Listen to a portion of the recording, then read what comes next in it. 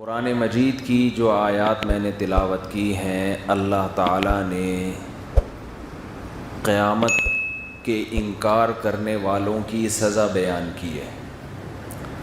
فَأَمَّا ثَمُودُ فَأُهْلِكُوا بِالطَّاغِيَةِ، قوم سمود نے قیامت کے وجود کا انکار کیا، ان کو ہلاک کر دیا گیا ایک زوردار آواز سے۔ قوم عاد بہت طاقتور تھے، بڑے لمبے لمبے قد ان کے۔ ملحد لوگ کہتے ہیں کہ قرآن میں ہے بڑے لمبے قد کے لوگ، تو اتنے لمبے قد کی لوگوں کی لاشیں تو ہمیں ملتی نہیں ہیں۔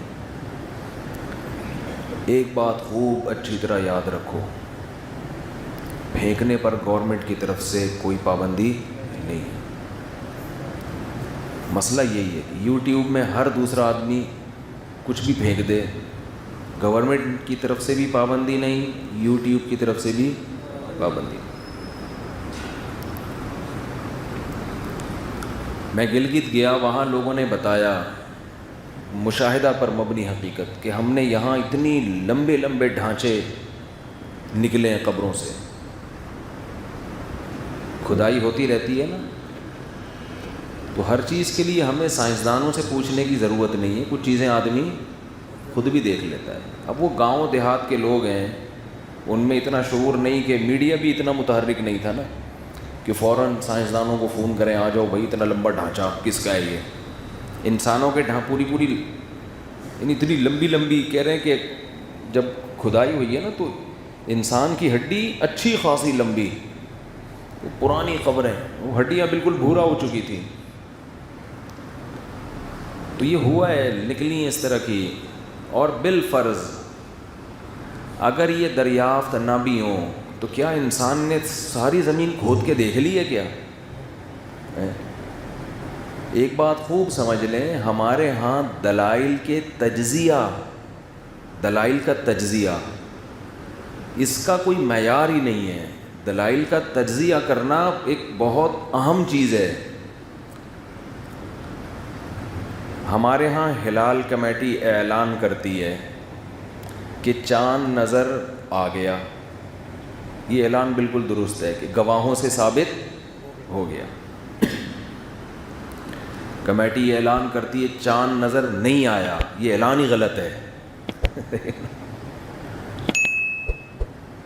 چاند نظر نہ آنے کا فیصلہ نہیں ہو سکتا، چاند نظر آنے کا فیصلہ ہوتا ہے۔ نہ آنا تو ڈاؤٹ ہے، ہو سکتا ہے دیکھا ہو، ہم تک اطلاع نہ پہنچی ہو۔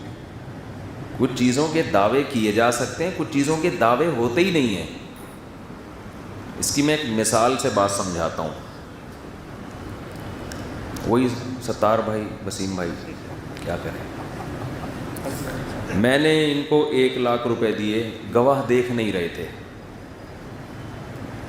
یہ معذرت کے ساتھ پی گئے، یہ وہ پیسے پی گئے۔ میں نے عدالت میں کیس کیا،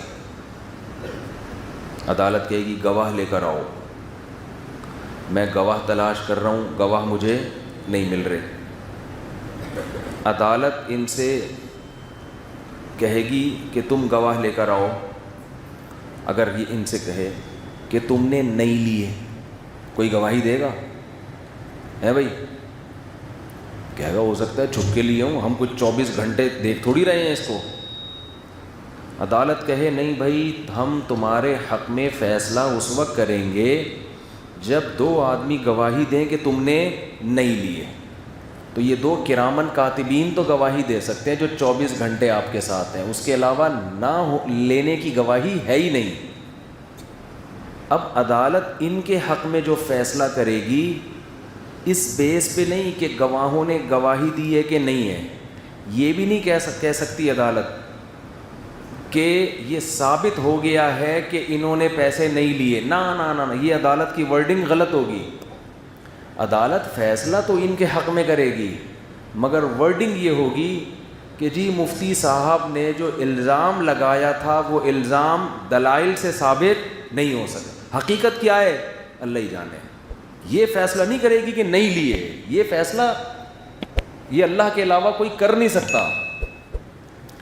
کھوپڑی میں بات آ رہی ہے کہ نہیں آ رہی ہے؟ شریف بھی لگا دیں ساتھ میں, کھوپڑی شریف. تو یہ خوب سمجھ لیں, اسی طریقے سے چاند ہونے کا فیصلہ تو ہو سکتا ہے, چاند نہ ہونے کا فیصلہ نہیں. اب سوال پیدا ہوتا ہے پھر پبلک کیا کرے گی کل؟ جب چاند نہ ہونے کا اعلان ہی نہیں ہو رہا تو کل ہم کیا کریں؟ کنفیوژن ہے نا. تو ہلال کمیٹی اس بیس پہ فیصلہ کرے, چونکہ چاند کی گواہیاں موصول نہیں ہوئی ہیں, ہونے کا ثبوت نہیں ہے. جب تک ثبوت نہ ہو تو جیسے آج روزہ ہے کل بھی روزہ ہے. روزے کے لیے دلیل نہیں چاہیے, دلیل کس کے لیے چاہیے؟ چاند کے لیے چاہیے. آ رہی ہے بات سمجھ میں؟ ہاں, فلکیات کے ماہرین کہہ دیں کہ امکان ہی نہیں ہے, پھر یہ ایک دلیل ہے, اس لیے کہ وہ ناممکن ہو جائے گا نا سائنس کی مدد سے. لیکن اصولی جو بات میں سمجھانا چاہ رہا ہوں, گواہوں سے کسی چیز کا ہونا ثابت ہوتا ہے, نہ ہونا ثابت نہیں ہوتا. نہ ہونا اس صورت میں ثابت ہوتا ہے کہ جب نہ ہونے کی خبر ایسی ہو جو مشاہدے پر مبنی ممکن ہو, یعنی جس کا مشاہدہ ممکن بھی ہو. جیسے انہوں نے مجھ سے 1,00,000 روپے لیے, پی گئے. اب اس میں یہ کہنا کہ انہوں نے نہیں لیے, اس کی گواہی کوئی بھی نہیں دے گا. وہی دے گا جو 24 گھنٹے ان کے سر پہ مسلط ہو. لیکن اگر میں اسپیسیفک ٹائم بتا دیتا ہوں کہ ہفتے کے دن 12:05 پہ میں نے ان کو 1,00,000 دیے تھے, 48 گھنٹوں کا ٹائم دیا تھا کہ 48 گھنٹے بعد یہ واپس کر دیں. اب تو عدت 48 گھنٹے کی نہ ہو جائے خواتین کی. یہ 48 گھنٹے اتنے مشہور ہو گئے ہیں. وہ ہمارے ایک دوست میں کبھی کراچی اترا نا جب, تو ہمارے ایک دوست نے کہا کہ مفتی صاحب میں آپ کو کب سے تلاش کر رہا ہوں. میں نے کہا 48 گھنٹے کا ٹائم ہے بھائی, 48 گھنٹے میں رابطہ کرو گے تو میں آ جاؤں گا. میں نے دعویٰ کیا کہ میں ہفتے کے دن 12:05 میں ان کو میں نے 1,00,000 روپے دیے تھے, یہ میں نے دعویٰ کیا.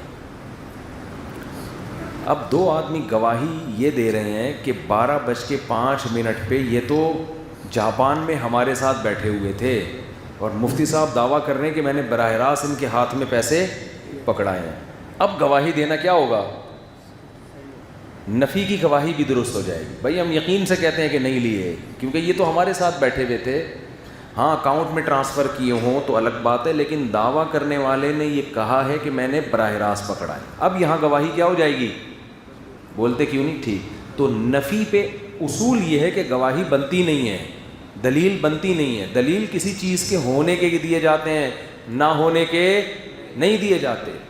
ہائی لائٹ اس چیز کو کیا جاتا ہے جو ہوتی ہے, جو نہیں ہوتی اس کو ہائی لائٹ نہیں کیا جاتا.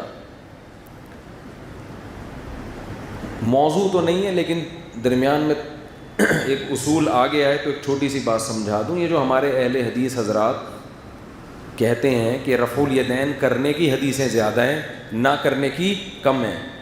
کرنے کی زیادہ اس کی علامت نہیں ہے کہ نبی نے زیادہ نمازیں رفع الیدین سے پڑھی ہیں, یہ اس کی علامت نہیں ہے. جب کیا تو اس کو بیان کیا گیا ہے, نہیں کیا گیا تو اس کو بیان نہیں کیا گیا, تو اس لیے کرنے کی زیادہ ہیں. ورنہ اگر نبی کا عمل زیادہ تر رفع الیدین والی نماز کا ہوتا تو صحابہ میں اکثریت رفع الیدین کے قائل ہوتی. جبکہ امام بخاری کے شاگرد امام ترمذی نے لکھا ہے کہ صحابہ میں بہت سے اہل علم, صحابہ اور تابعین رفع الیدین نہ کرنے کے قائل تھے. یہ ٹاپک نہیں ہے, یہ کوئی اتنا بڑا ایشو ہے نہیں, یہ تو درمیان میں ایک علمی بات پارسل کرنے میں گورنمنٹ کی طرف سے کوئی پابندی نہیں ہے. ہمارے تو یہ مسائل ہی نہیں ہے رفع الیدین, اور یہ تو لوگوں نے ان کو چڑھایا ہوا ہے. میں جو دیوبندی علماء دیوبند کا دفاع کرتا ہوں نا, دیوبندیت کو فروغ دینے کے لیے نہیں. لوگ کہتے ہیں مسلک کا دفاع, مسلک کا دفاع. جب کسی پہ غلط الزام لگے گا اس کا دفاع مسلک کا دفاع نہیں ہوتا, حق کا دفاع ہوتا ہے. یہ جو الزامات علماء دیوبند پہ لگتے ہیں, یہ المحنت کے عقیدے شرکیہ, یہ جھوٹے, یہ یوں, اس کا دفاع جب کریں گے تو یہ مسلک کا دفاع سے کیوں تعبیر کر رہے ہو؟ آپ بولو جھوٹ کی پول کھول رہے ہیں کہ آپ غلط الزام لگا رہے ہو. کوئی عقیدہ قرآن و سنت کے خلاف نہیں ہے. اگر ہمیں مسلک کو پروموٹ کرنا مقصد ہوتا تو ہم ہر جگہ اپنے نام کے ساتھ دیوبندیت لگاتے. تبلیغی جماعتیں جب 6 نمبر میں دیوبندی کا ذکر بھی کرتی کہ نہیں کرتی؟ تبلیغی جماعت پوری دنیا میں 6 نمبر بیان کر رہی ہے, اس میں دیوبند کا لفظ کہیں ہے؟ کوئی اپنے بزرگ کا, حاجی عبد الوہاب صاحب کا کہیں ہے؟ کہیں بھی نہیں ہے. تو میں یہ کر رہا تھا کہ یہ جو ایتھیس لوگ کہتے ہیں نا کہ اس کے نہ ہونا سائنس سے ثابت ہو گیا ہے, سائنس سے ثابت ہو گیا کہ انسان کبھی اتنا لمبا تھا ہی نہیں, تو یہ نہ ہونا سائنس کا باپ بھی ثابت نہیں کر سکتا. یہ جب ثابت کرے گا جب ساری زمین کھود کے بلڈوزر سے الٹ دی گئی ہو, ایک ایک مٹی میں ہاتھ ڈال کے ہڈیاں چیک کی گئی ہوں کہ وسیم بھائی, پرانے زمانے کے وسیم بھائی کتنے بڑے ہوا کرتے تھے. ہمارے پاس جو وسیم اویلیبل ہے وہ تو ہمارے سائز کا ہی ہے. پرانے بھائی آواز بہت تیز ہے یار. پرانے زمانے کے جو وسیم ہیں وہ کتنے سائز کے ہوا کرتے تھے, یہ جب ہے جب سارے وسیموں کی لاشیں آپ نکال لیں. دوسری بات, لاشیں بھی وہ نکلیں گی جو محفوظ ہیں, ورنہ مٹی میں جانے کے بعد 100-200 سال کے بعد تو ہڈیاں بھی ختم ہو جاتی ہیں, کچھ بھی نہیں بچے گا. تو اس لیے یہ جو سائنسدان بن کے ملحدین بار بار کہہ رہے ہوتے ہیں نا کہ اس کا کوئی ثبوت نہیں ہے کہ اتنے لمبے لمبے لوگ تھے, او بھائی اس پہ ثبوت کی ضرورت ہے ہی نہیں. یہ ایسے ہے جیسے کوئی کہے اس کا کوئی ثبوت نہیں ہے کہ وسیم نے 70 سے پیسے لیے ہوئے ہیں. اس کا پہ ثبوت ہو نہیں سکتا. نہیں, وسیم نے 70 سے پیسے نہیں لیے ہوئے ہیں, اس کا ثبوت ہو نہیں سکتا. سمجھ رہے ہو؟ تو قرآن جب یہ کہہ رہا ہے ہمارے پاس دلیل قرآن ہے, آپ کے پاس کیا ثبوت ہے؟ قرآن ہے ہمارے پاس. جب ایک چیز کی صداقت دلائل سے ثابت ہو گئی ہے, جب آپ دلائل سے ثابت, بس صحیح ہو گیا بالکل, دلائل سے جب ثابت ہو جائے کہ فلاں آدمی ثقہ ہے. دیکھو کچھ چیزیں ایسی ہوتی ہیں جو عقل کہتی ہے کہ وہ غلط نہیں ہو سکتی. کہتے ہیں نا کہ خبر متواتر, ہم دلائل نا ہمارے پاس 2 طرح کے ہوتے ہیں. اسلام تو پورا ہے ہی دلائل کی بیس پہ نا. تو آج ایتھیس لوگ یونیورسٹیوں میں نا دلیل سے ثابت, دلیل سے ثابت, دلیل سے اس فلاں سائنسدان نے کہا, فلاں نے یہ کہا, اور لٹریچر مارکیٹ میں لا رہے ہیں ایتھیزم کو اور الحاد کو پھیلانے کے لیے. دیکھیں دنیا میں نا 2 ہی چیزیں باقی رہ جائیں گی, یا اسلام ہوگا یا لا مذہبیت. باقی سارے مذہب اپنا وجود خود ہی ختم کر رہے ہیں. ہندوستان میں ہندوازم وہ والا نہیں ہے جو ونس اپون اے ٹائم ہوا کرتا تھا. سمجھ رہے ہیں؟ ہندو جو پڑھ لکھ رہے ہیں وہ اب ان پرانی رسومات سے باہر آ رہے ہیں. وہ کہہ رہے ہیں بھائی یہ کیا ہے, یہ ہم کیوں پتھروں کی عبادت کریں. یہ جو مندروں میں پنڈت حضرات کرتب دکھایا کرتے تھے نا, اوپر بھگوان لٹکا ہوا ہے بغیر کسی سہارے کے, اب عام لوگ گاؤں دیہاتوں میں بڑے متاثر ہوتے تھے, یار یہ بھگوان بغیر سیڑھی کے, بغیر دیوار کے اگر ہوا میں معلق ہے, اس کا مطلب یہ واقعی بھگوان ہے, یہ ہماری بگڑی بنا سکتا ہے, یہ ہمیں اولاد دے سکتا ہے. اصولی طور پر بالفرض اگر بھگوان لٹکا ہوا بھی ہے, ایک مثال ہے, تو اس کا اس سے کیا تعلق ہے کہ یہ آپ کی بگڑی, اس کو تو بنایا ہے نا کسی نے, اس کو تو کسی نے خود بنایا ہے. اتنی بڑی دلیل نہیں دیکھ رہے اس کے باطل ہونے کی, یہ دیکھ رہے ہیں کہ یہ ہوا میں لٹک کیسے گیا. دیکھو کچھ چیزیں ایسی ہوتی ہیں کہ جو 2 اور 2 4 کی طرح ان کے غلط ہونے کے دلائل ہوتے ہیں. اب اگر ایک چیز کا ثابت ہو گیا نا کہ یہ غلط ہے, اب اگر 2-4 دلائل اس کے صحیح ہونے کے ہوں تو ان دلائل میں تعویل کی جاتی ہے. یہ بھی بہت اہم پوائنٹ ہے نوٹ کرنے کا. اس سے بھی اگر یہ پوائنٹ آپ کی سمجھ میں آ گیا نا تو بہت سی گمراہیوں کا حل ہو جائے گا. لوگ جب بھی حق کے خلاف چلتے ہیں تو حق کے خلاف دلائل دیتے ہیں, دلائل دیتے ہیں, دلائل دیتے ہیں, دلائل دیتے ہیں. آپ ان دلائل سے متاثر ہوتے ہوتے آپ کے دل میں وسوسے آنا شروع ہونا. ہمیشہ اصول یہ چاہیے کہ فر من المطر وقام تحت المیزاب, ایک عربی کی مثال ہے, بارش سے بھاگا بچنے کے لیے گیلا نہ ہو اور کھڑا ہو گیا پرنالے کے نیچے, برساتی نالے کے نیچے کھڑا ہو گیا. یہ حماقت کی بات ہوگی کہ نہیں ہوگی؟ تو یہ جتنے لوگ اسلام پہ اعتراض کر رہے ہوتے ہیں نا, یا صحابہ پر یا اہل حق پر، یہ بارش سے بھاگ رہے ہوتے ہیں چند اعتراضات سے، اور کھڑے کس کے نیچے ہوتے ہیں؟ پرنالوں کے نیچے۔ یہ اصول آپ لکھ لیں، جب بھی کوئی آپ سے ڈیبیٹ کرے نا، کوئی باطل، اور دلائل دینا شروع کرے، ہر آدمی کے پاس ہر دلیل کا ہر وقت جواب نہیں ہوتا، اور ہر آدمی ہر وقت جواب دے بھی نہیں پاتا۔ بعض دفعہ بڑے بڑے علماء اہل باطل کے سامنے جواب نہیں دے پاتے، اس وقت ان کے ذہن میں اس کا جواب نہیں ہوتا، لیکن پھر بھی وہ اپنا مذہب نہیں چھوڑتے۔ اب لوگ کہتے ہیں جواب ہے نہیں پھر بھی نہیں چھوڑ رہے، بھائی اس لیے نہیں چھوڑ رہے کہ ان کو پتہ ہے اس کو چھوڑ دیا نا تو اس سے بڑے بڑے اعتراضات کھڑے ہو جائیں گے ہمارے اوپر، ان کا ہمارے پاس کوئی جواب نہیں ہے۔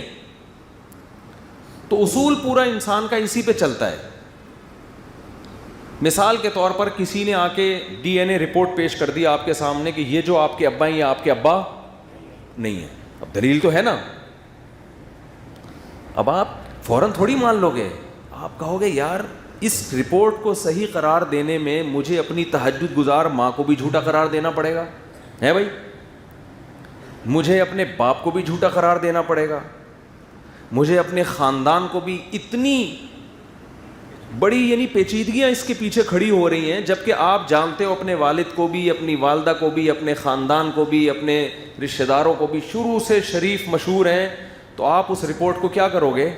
پھاڑ کے پھینک دو۔ یار کسی نے دھاندلی کی ہے، کسی اور کا ڈی این اے دے کے میرے ابا کے نام پہ چپکا دی۔ اب آپ سائنس کو یہاں نہیں لے کر آؤ گے کہ سائنسدان کہہ رہے ہیں، وہی سائنس جھوٹ بھی بول سکتی ہے، اور سائنس اگر سائنسدان جھوٹ نہیں بول رہا وہ ڈاکٹر جھوٹ بول سکتا ہے۔ ایک صاحب نے مجھے کہا کہ اسلام نے یہ جو شرط لگائی ہے کہ 4 گواہ ہوں گے تو زنا کی سزا جاری ہوگی، جب تک 4 آدمیوں نے نہ دیکھا ہو زنا کی سزا جاری نہیں ہوگی، تو اتنے تکلف کی کیا ضرورت ہے؟ آج تو ڈی این اے سے پتہ چل جاتا ہے، رپورٹوں سے پتہ چل جاتا ہے کہ اس نے زنا کیا بھی ہے کہ نہیں کیا، سمجھ رہے ہیں؟ تو اب یہ 4 گواہوں کی شرط ہٹا دو۔ میں نے کہا بھائی 4 گواہ جب گواہی دیں گے نا تو امکان اس کا بھی ہے کہ یہ جھوٹ بول رہے ہوں، لیکن اس کی تلافی قیامت میں ہوگی کہ ان 4 کو چترول لگیں گے، تم نے جھوٹی گواہی کیوں دی تھی؟ ٹھیک ہے تم نے بندہ مروا دیا مگر یہ بھی تو مریں گے نا، تلافی ہو جائے گی۔ مشین اگر غلطی کرے گی تو چترول کس کے لگاؤ گے قیامت کے دن؟ اسلام کا ایک سیدھا سادہ اصول ہے بھائی، زنا کی سزا میں میڈیکل رپورٹ سے ثابت نہیں ہوگی، بندوں نے دیکھا ہو۔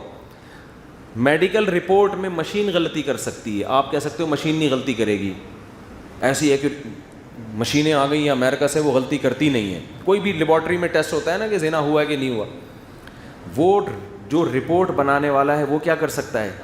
دھاندلی کر سکتا ہے، ڈاکٹر دھاندلی کر سکتا ہے، تو وہ ایک پٹے گا جھوٹ بول کے، ایک آدمی پٹے گا، اور اللہ اس کے بدلے میں کتنوں کو پٹوانا چاہ رہے ہیں؟ 4 کو۔ بہت ساری شریعت کی حکمتیں ہیں جو ہمیں سمجھ میں نہیں آتی، غور کرو گے تو راز کھلتے ہیں کہ یار اسلام نے ایک نظام بنایا، سسٹم بنایا ہے کہ بندے فزیکلی اپنے اوپر ایک ذمہ داری لیں، اور یہ لینا بہت ایک اہم پوائنٹ اس میں یہ بھی ہے کہ جب بندہ بندے کے خلاف گواہی دیتا ہے 100 دفعہ سوچتا ہے، رپورٹ تیار کرنے میں اتنا نہیں سوچتا۔ عدالت میں جا کے جب گواہی دے گا نا، میں اللہ کو حاضر ناظر جان کے اللہ کے نام پہ گواہی دیتا ہوں کہ اس کو میں نے زنا کرتے ہوئے دیکھا، اس کا ایک روب ہوتا ہے، اور رپورٹیں پیسے دے کے 2 منٹ میں بنتی ہیں۔ تو اس لیے اسلام نے ایک سسٹم بنایا ہوا ہے۔ خیر موضوع سے بات ہٹ رہی ہے، تو ایک بات خوب اچھی طرح سمجھ لیں کہ جب بھی کوئی دلیل دے تو فوراً متاثر نہ ہو جایا کریں، یہ سوچا کریں اگر میں اس کی بات مانوں گا تو اس سے بڑے دلائل کا سامنا تو نہیں کرنا پڑے گا کہیں مجھے۔ اور آج یہی ہو رہا ہے، جو لوگ اسلام کے خلاف دلائل دیتے ہیں نا، ابھی ایک ملحد کا میں نے ایک مثال دی تھی کہ اس نے موبائل ہاتھ میں نکال کے دکھایا اور اس نے کہا قرآن یہ کہتا ہے کہ اس کائنات کو میں نے بنایا، تو ہم خدا کے اس دعوے کو جو اللہ ہے نا، جو اپنے آپ کو کہہ رہے ہیں، ہم کیسے مان لیں؟ آگے کہنے لگا اگر کوئی بھی اٹھ کے یہ کہے کہ یہ موبائل میں نے بنایا ہے تو کیا ہم مان لیں گے تو نے بنایا ہے بھائی؟ اب یہ بڑا زبردست، بظاہر بڑا زبردست اعتراض ہے کہ یار اللہ نے کہہ دیا میں نے کائنات کو بنایا تو مان لیں گے اللہ نے بنایا ہے بھائی؟ جیسے کوئی موبائل بولے میں نے بنایا ہے تو مان لیں گے کہ میں بول دوں یہ میں نے بنایا، مان لو گے آپ؟ نہیں بھائی، ایسے تھوڑی، دلائل سے ثابت کرو کہ تم نے بنایا ہے، رپورٹیں پیش کرو۔ تو اللہ بھی آئے، بتائے، زمین پہ اترے، سمجھائے میں نے بنایا تو ہم مانیں گے، ایسے تھوڑی کوئی بھی دعویٰ کر دے۔ اب جن میں کھوپڑی صحیح کام نہیں کرتی نا، ان کی وہ بڑے متاثر ہوتے ہیں، یار بات تو صحیح ہے، کوئی بھی اٹھ کے کہہ دے یہ چیز میری ہے تو دلیل کے بغیر نہیں مانی جائے گی. تو اللہ نے، قرآن نے کہہ دیا یہ اللہ نے بنایا ہے، تو ہم کیسے مان لیں؟ جب وہ آیت پڑھ رہا تھا نا قرآن کی اور ترجمہ کر رہا تھا ملحد، ان فی ذلک لآیات لقوم یتفکرون، اللہ نے قرآن میں مثالیں دی، اتنی بڑی کائنات، دن اور رات کا اختلاف اور دن اور رات کا بدلنا، اس میں بڑی بڑی نشانیاں ہیں ان لوگوں کے لیے جو غور و فکر سے کام لیتے ہیں. میں نے کہا یہ آیت اتنی وجد والی آیت ہے نا، اسے سن کے مزہ آ رہا ہے کہ کتنا بڑا ثبوت دے رہے ہیں اللہ تعالیٰ. خیر محترم کی دلیل یہ کہ کوئی بھی اٹھ کے دعویٰ کر دے کہ یہ موبائل میں نے بنایا ہے، تو جب تک وہ دلیل نہ دے ہم اس سے موبائل کا، ہم اس کو مالک نہیں مانتے، ہم اس کو نہیں مانتے کہ اس نے ایجاد کیا ہے. تو اللہ نے کہہ دیا میں نے بنایا، تو ہم کیسے بغیر دلیل کے مان لیں؟ سوال یہ پیدا ہوتا ہے کہ اگر ہم یہ نہ مانیں، ہم یہ نہ مانیں کہ اللہ نے نہیں بنایا، فرض کر لو آپ کی بات درست ثابت ہو گئی، تو سوال یہ پیدا ہوتا ہے کسی نے تو بنایا ہے نا. کیونکہ دعویٰ، مثال یہ یوں ہونی چاہیے، میں یہ دعویٰ کر رہا ہوں کہ یہ موبائل میں نے بنایا ہے، اس پہ مجھ سے ثبوت مانگو گے نا، لیکن میں یہ دعویٰ کروں کہ کسی نے نہیں بنایا، میں یہ دعویٰ کروں کہ کسی نے نہیں بنایا، مان لو گے یہ دعویٰ؟ کوئی ایتھیسٹ بھی نہیں مانے گا. آپ خدا کا، اللہ کا انکار کر کے کہ اللہ نے نہیں بنایا، اس سے آپ ثابت یہ کرنا چاہ رہے ہو کہ کسی نے بھی نہیں بنایا. ایک چھوٹا سا اس کائنات میں یہ موبائل خود سے نہیں بن سکتا، جن چیزوں سے یہ موبائل بنا ہے، جن دماغوں نے اس موبائل کو بنایا ہے، وہ آٹومیٹیکلی خود سے کیسے بن گئے؟ اس اشکال کا جواب پی جائیں گے بڑے ٹھنڈے پیٹوں ہیں بھائی، ڈکار لے کے نا ایسا بھننے بن گئے، اس کا کوئی جواب ہی نہیں. آپ کو بحث یہ اٹھانی چاہیے کہ بھائی کوئی اس کا مدعی نہیں ہے، دعوے دار نہیں ہے، تو یہ خود سے بنا ہے، کوئی دعویٰ نہیں کر رہا، لہذا یہ کوئی بھی نہیں مانے گا کہ بھائی یہ نہیں ہو سکتا. اتنی بڑی کائنات کیسے خود سے بن گئی؟ پھر ایک اور مثال محترم دیتے ہیں ملحد لوگ، اس طرح کی مثال ہے کہ کائنات اگر خود سے کسی نے بنائی ہے تو اس میں کچھ چیزیں ایسی ہیں جن کا کوئی فائدہ نہیں ہے. جب بنانے والا کچھ بناتا ہے، یہ بھی اشکال ہے نا. میں پہلے اشکال کا جواب دے دوں، بات کمپلیٹ ہو جائے. اب دیکھو یہ جو اشکال ہوتا ہے کہ ہم مان لیں کہ یار میں اگر یہ دعویٰ کرتا ہوں، ایک تو فون جب بھی نکالتا ہوں فون آیا ہوا ہوتا ہے کسی کا، دعویٰ کرنے سے پہلے فلائٹ موڈ پہ لگا دوں میں اس کو، ہر وقت بچتا رہتا ہے یہ. میں اگر یہ دعویٰ کروں کہ میں نے بنایا ہے تو آپ اس پر یقیناً مجھ سے دلیل مانگیں گے، لیکن آپ اس سے ثابت کیا کرنا چاہ رہے ہیں؟ کہ ہم یہ مان لیں کہ اس کائنات کو کسی نے نہیں بنایا؟ ایسا نہیں ہو سکتا. ابھی بات یہ چل رہی ہے کہ اس کائنات کو کسی نے بنایا، اللہ تو بعد میں، اللہ پہ ڈسکشن تو ہم بعد میں کریں گے. پہلے یہ تو ثابت کرو، جیسے مرزا غلام احمد قادیانی کو ہم کہتے ہیں ان کے فالوورز کو، پہلے اس کا شریف انسان ہونا ثابت کرو. نبوت اگلا اسٹیپ ہے، سمجھ رہے نا؟ آپ اگلے اسٹیپ پہ آ رہے ہو، پہلے شرافت ثابت ہوگی.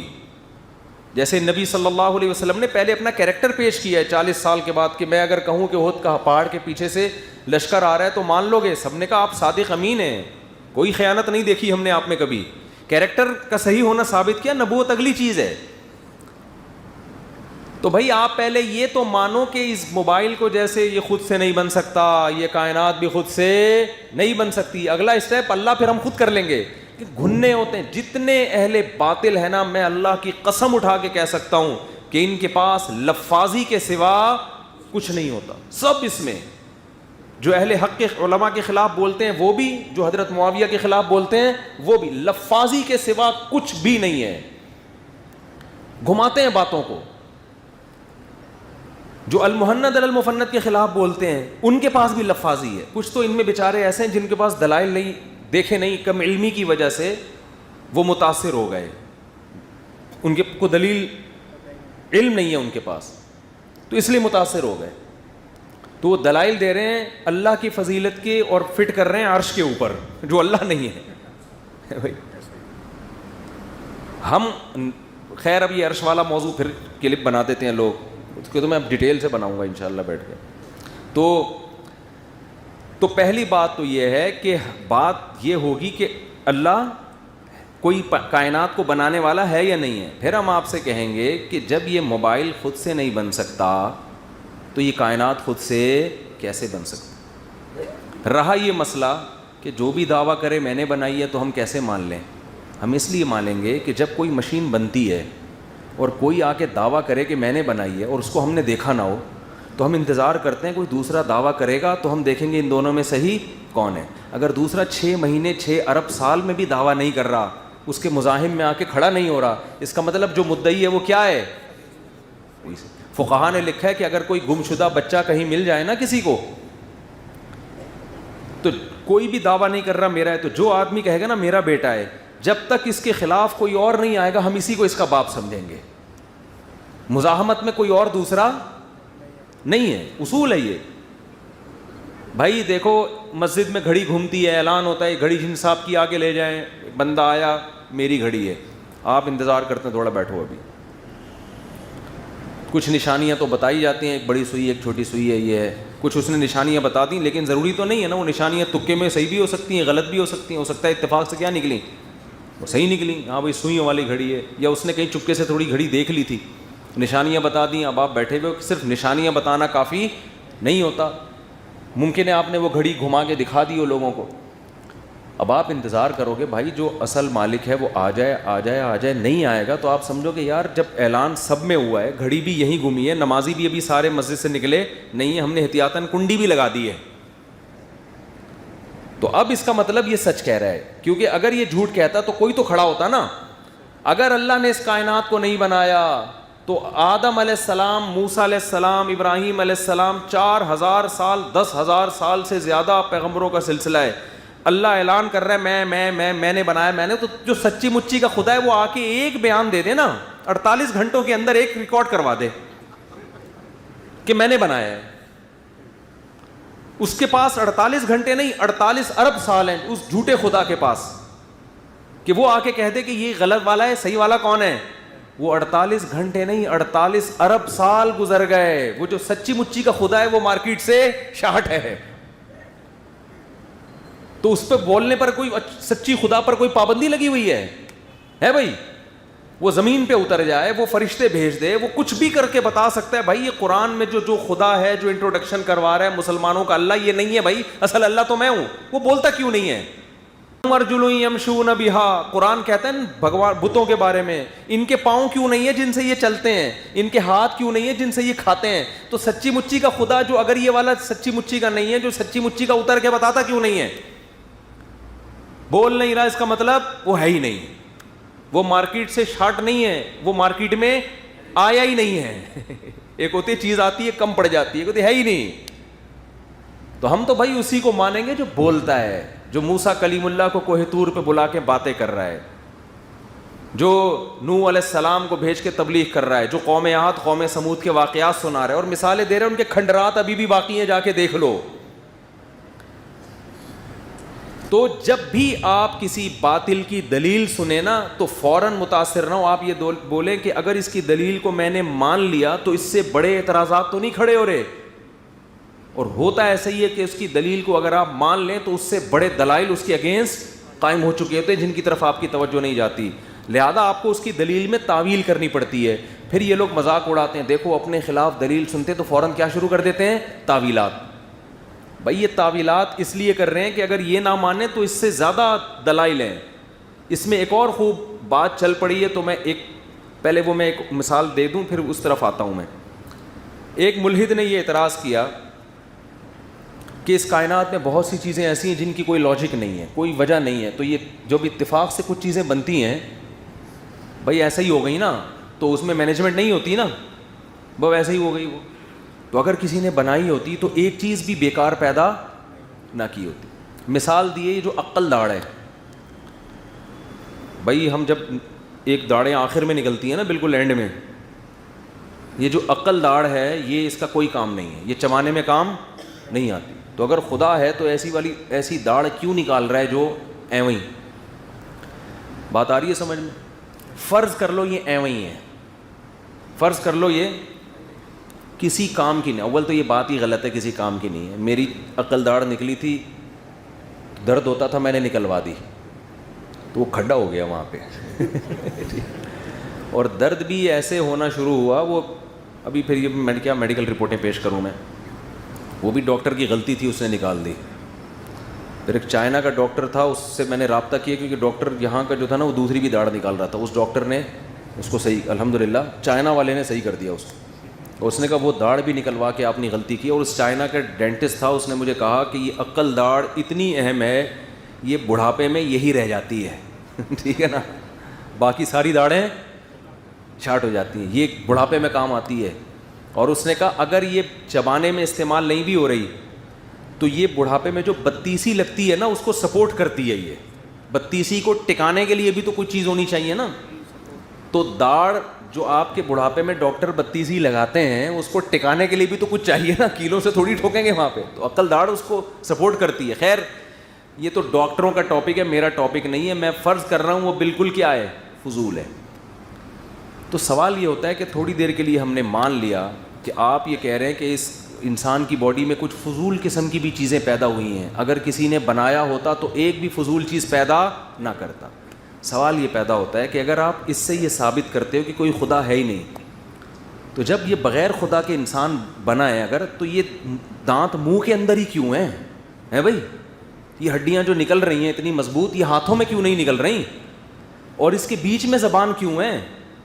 اور ایسی زبان ہے کہ بالکل دانتوں کے سائز سے بڑی زبان ہے لیکن دانتوں کے نیچے آتی نہیں ہے. میں کتنی سپیڈ سے بول رہا ہوں نا, ایسا لنگس کے اندر اور حلق میں اللہ نے زبان کو فٹ کیا ہے کہ کتنی سپیڈ سے آدمی گھما رہا ہے, دانت ٹچ بھی ہو رہے ہیں آپس میں, لیکن زبان کبھی کبھار ہوتا ہے غلطی سے نیچے آ جاتی ہے, لیکن وہ نیچے نہیں آ رہی. یہ زبان پھر یہاں کیوں لگی ہوئی ہے؟ خود سے بنی ہوتی تو زبان گھٹنے سے نکل رہی ہوتی, آنکھ ایک اتفاق سے ادھر ہوتی, بعض لوگوں کی آنکھ ہاتھ میں ہوتی, وہ پائپ کے ساتھ ٹچ کر کے گھوم رہے ہوتے.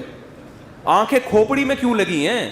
دونوں آنکھوں کو دیکھو, 2 کیمرے ایڈجسٹ کرنا, ایسی سیٹنگ کے ذرا سی آنکھوں کی پتلیوں کا جو فاصلہ ہے یہ 0.001% بھی اس میں یعنی ملی میٹر اگر فرق پڑ جائے نا تو بھینگا ہو جاتا ہے انسان. ان کی ایڈجسٹمنٹ ایسا ورنیل کیلیپر استعمال ہوتا ہے ان چیزوں کے لیے, بہت زیادہ ایڈجسٹمنٹ کرنے کے لیے عام اسکیل استعمال نہیں ہوتے. ہم وہ 9th کلاس میں پڑھے ورنیل کیلیپر کہ بہت زیادہ یعنی بالکل اس کے سیم ہو,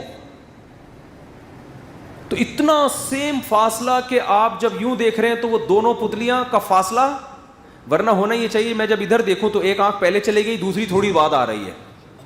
پہلے وسیم بھائی 4 نظر آئے, جب ادھر کو آئے تو 2 ہو گئے, پھر 1 ہو گئے, آخر میں پتا ایک آدمی آیا مجھ سے ملنے. سارا دن یہی چلتا رہتا. میں ادھر دیکھ رہا ہوں دونوں پتلیاں اسی فاصلے کے ساتھ ادھر جا رہی ہیں, پھر دونوں, او بھائی ایسی ایڈجسٹمنٹ یار یہ خود بخود کیسے ہو گئی؟ ناممکن ہے.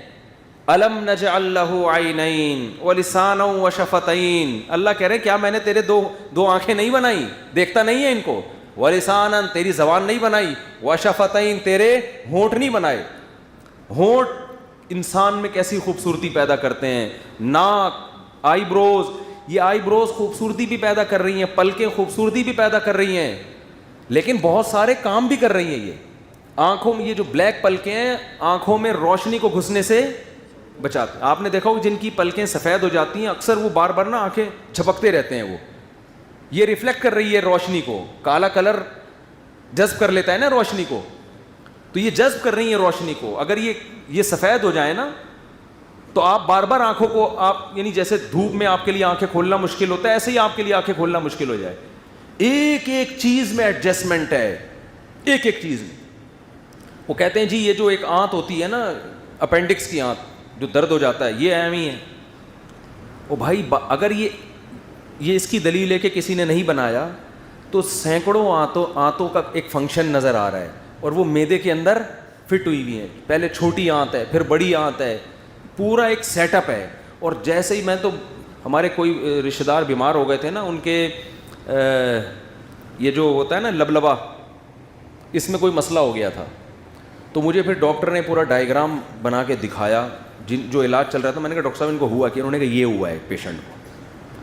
کیا خاندانی نظام ہے یار, جب بھی کوئی تیل والی چیز ہم کھاتے ہیں کیسے پتا اسی وقت تیزاب کا قطرہ پھینکتا ہے, پتے کو پتہ چل گیا مفتی صاحب طارق مسعود کے پتے کو, آج مفتی صاحب نے پٹھان ہوٹل کے 2 پراٹھے پھوڑے ہیں.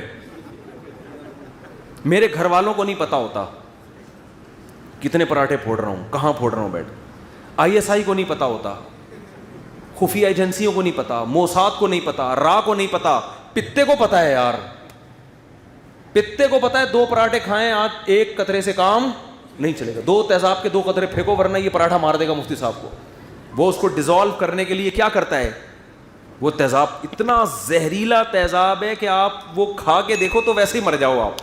وہ ڈائریکٹ جا کے پراٹھے پہ ہی لگے گا جا کے. اور ڈاکٹر کہتے ہیں جب تیل والی چیزیں کھاتے ہیں تیزاب نکلتا ہے ورنہ نہیں نکلتا. ایسا سیٹنگ, یہ پتا خدا کی قسم خود بخود یہ پتا بنا کیوں, اسی جگہ پہ ایڈجسٹ کیوں ہوا جہاں جا کے ڈائریکٹ پراٹھے پہ لگ رہا ہے, اور اس کو پراٹھے پہ ہی جا کے کیوں لگ رہا ہے, دال چاول پہ کیوں نہیں نکل رہا. یہ اس کو پتا ہے دال چاول پہ نکلا تو گلا دے گا. پراٹھے کو گلانے کے لیے پتا چاہیے تو کہتے ہیں نا جگر چاہیے, جگر نہیں چاہیے پتا چاہیے.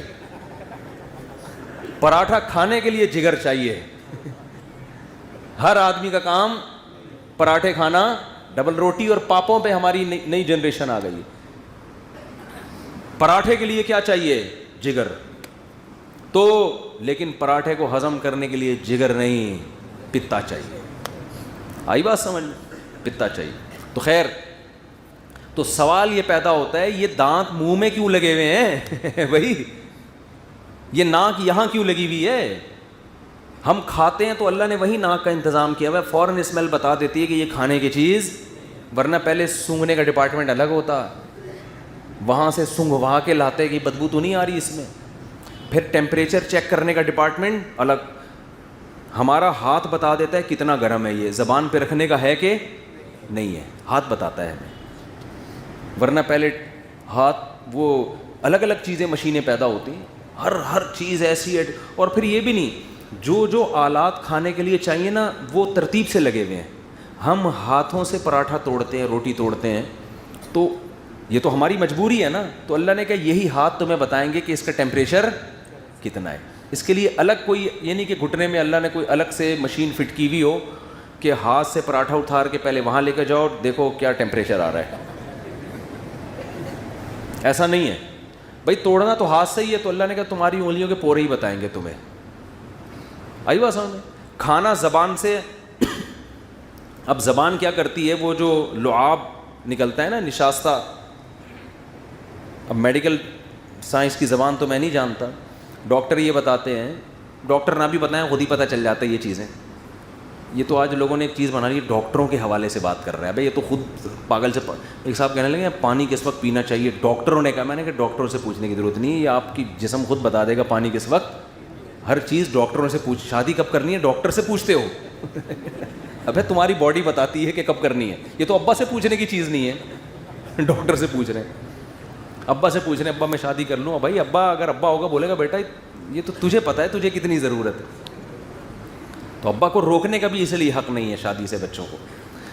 تو اب دیکھو کہ ہم زبان جو ہے وہی کیا اسی نے نکالنا ہے نا, کہ وہ لعاب جو نکلے گا جو ہضم کرے گا, لعاب شامل ہوتا رہتا ہے نا یہاں سے, تو وہی زبان آپ کو یہ بھی بتائے گی کہ کڑوا ہے میٹھا ہے, تاکہ اس چبانے کے پروسیس کے دوران کھانے کے مزے بھی آپ ساتھ ساتھ لیتے رہو.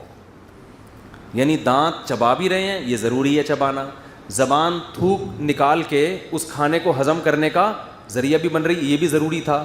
اب یہ نہیں ہے کہ لذت کا ڈپارٹمنٹ الگ ہو, پراٹھا مزے کا کتنا ہے, بریانی مزے کی کتنی ہے, وہ الگ پارٹ ہو جو وہاں رکھو پراٹھے کو تھوڑی دیر مزہ آ رہا ہے, واہ واہ واہ کیا مزے کا پراٹھا ہے, اب کھا لو اس کو. کیا خیال ہے بھائی, بریانی کتنی خوشبودار ہے. بریانی کی خوشبو بتانے کے لیے یہاں پیچھے سے ایک چیز نکلی ہوئی ہے نل کی, تو پہلے بریانی کو وہاں لاؤ خوشبو, واہ یار بڑی مزے کی بریانی, ہاں بھائی خوشبو پاس ہو گئی بہت مزہ آ رہا ہے, اب نکالو بریانی کو الگ سے, اب چبا کے نا نا نا نا جیسے یہاں لے کے جاؤ گے ناک بتائے گی واہ واہ واہ بھائی بڑا مزہ آ رہا ہے بھائی. 15 مسالوں سے تیار کردہ, قیمت صرف 5 روپے.